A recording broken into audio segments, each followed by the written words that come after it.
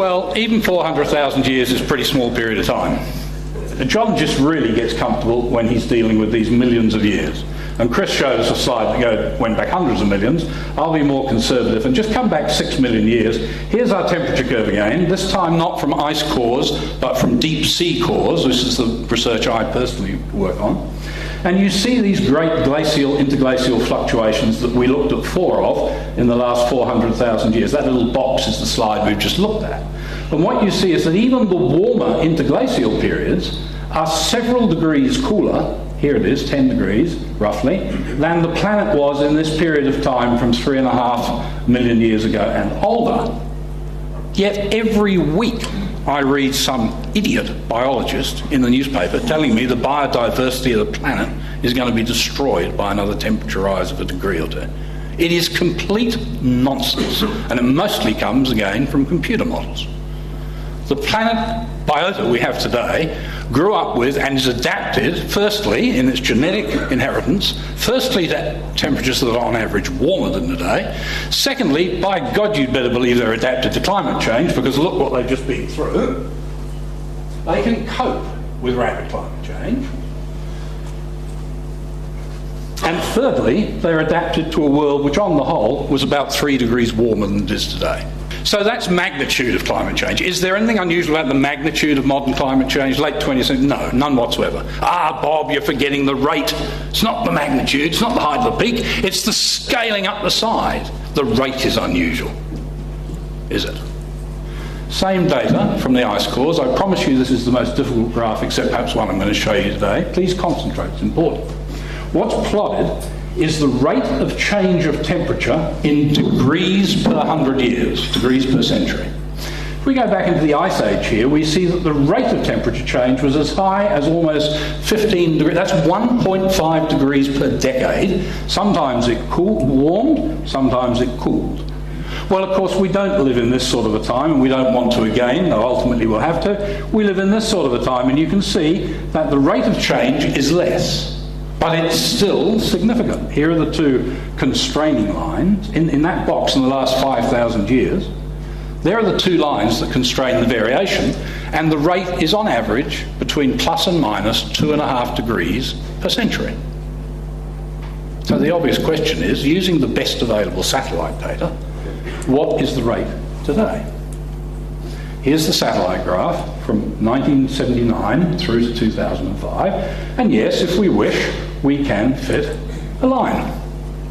And lo and behold, the line says on average it's warming at about 1.5 degrees per century. Is that unusual? No. It's right within the geological envelope of change, and it just happens to be warming. It could just as easily be cooling. Furthermore, what about this peak up here? That's the 1998 El Nino peak. It's got nothing to do with greenhouse gas, yet that peak is to a very large degree, together with these two peaks, pulling the right-hand end of the line up. These two troughs, which are due to volcanic eruptions, are pulling the left-hand end of the line down.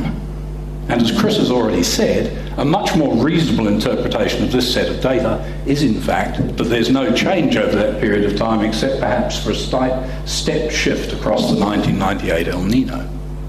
So, climate is not changing, either in rate or in magnitude, in any way unusual in the late 20th century. And notice the late 20th century phase of warming. There's no warming in the 21st century. We've had stasis for the last 8 years. At the same time, carbon dioxide in the atmosphere has increased by 4%. The hypothesis is increases in carbon dioxide will cause dangerous global warming. The hypothesis is tested by that data set, and it fails the test. Yet still it pops up back in the paper every other day. Okay, well, it just happens that in the last few weeks, the IPCC and the traditional global warming alarmist campaign has taken a number of severe torpedo hits.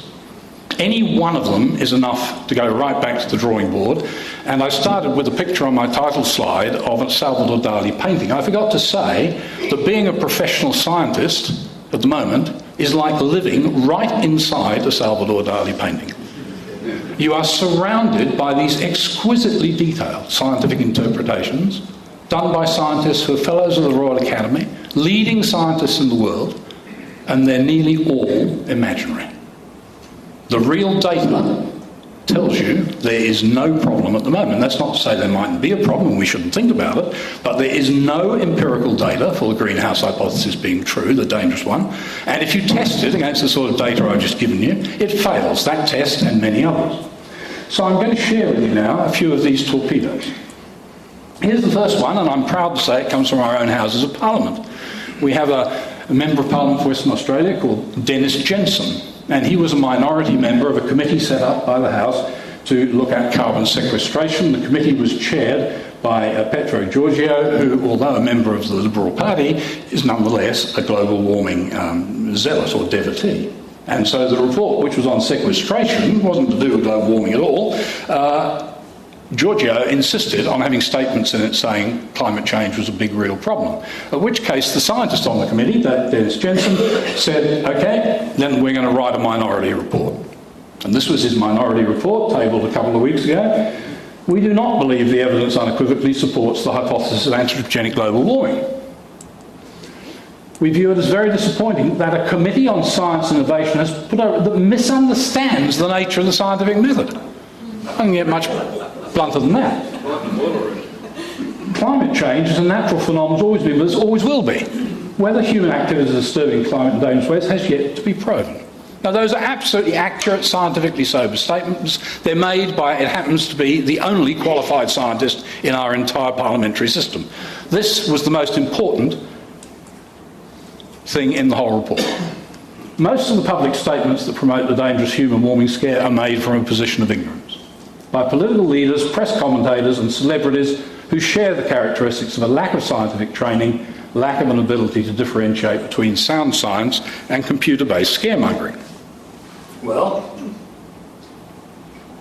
this is a very important minority report. It follows a report of the House of Lords in England and several reports from the US Senate which have drawn the same conclusion.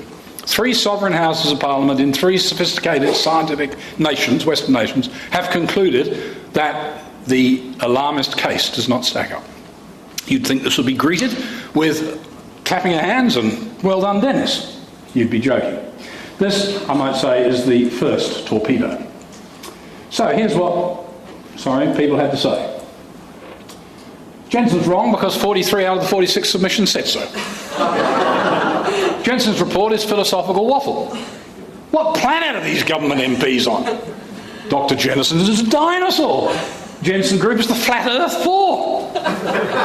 Damn it, Vale is simply daffy. Well, we might, I won't say that. You're laughing.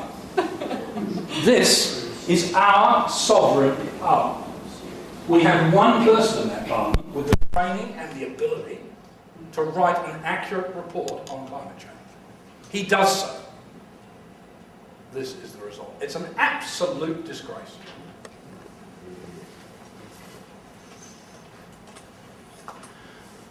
Rule 1, never discuss the science. Attack the man, repeat the mantra. Dangerous global warming is happening. I'm not surprised Tim Flannery isn't here today.